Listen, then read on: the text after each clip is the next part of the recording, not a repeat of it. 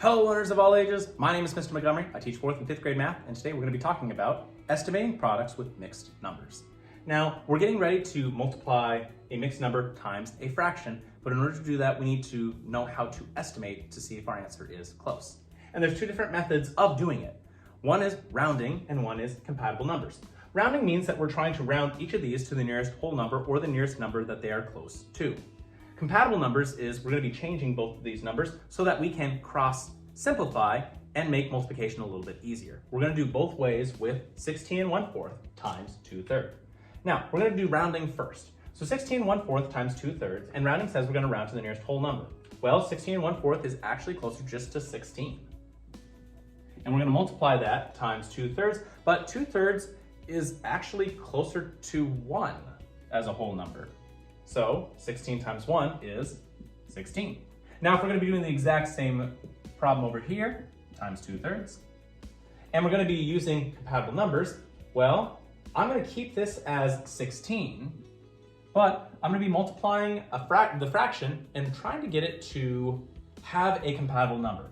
3 is not compatible to 6, because if I have it right here, 16 over 1 times 2/3, 16 and 3 are not compatible.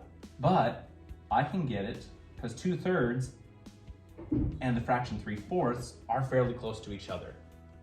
One is 66% and one is 75%, so they're fairly close. But 6 and 4 are compatible numbers that I can cross out, divide both sides by 4. And my new fraction would be 3, stays the same. 4 divided by 4 is 1.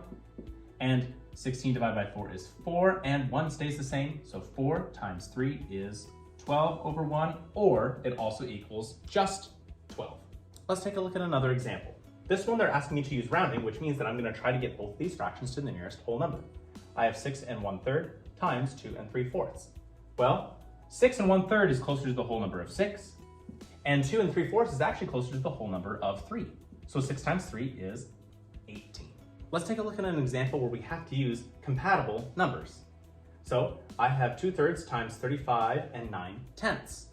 Well, I know that 35 can change to 36. And I'm gonna see if 2/3 can work with 36 times 1. I can cross simplify with 3 and 36. All right, so 3 can be simplified by dividing by 3. And 36 can also be divided by 3. So my new fractions would be 2 over 1 times, and 36 goes into 3 12 times.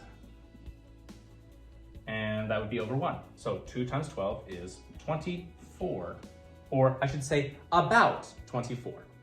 All right, my 5th grade friends, if we take a look at page 137, you'll see that we'll be doing practice problems number 1 and number 7. For number 1, it says estimate the product, use rounding. That's where we try to find each fraction to the nearest whole number.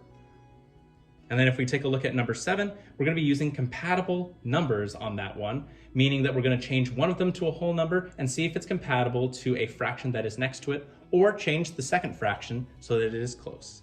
If you have any questions on how to estimate products or mixed numbers, please let me know when you come to class tomorrow.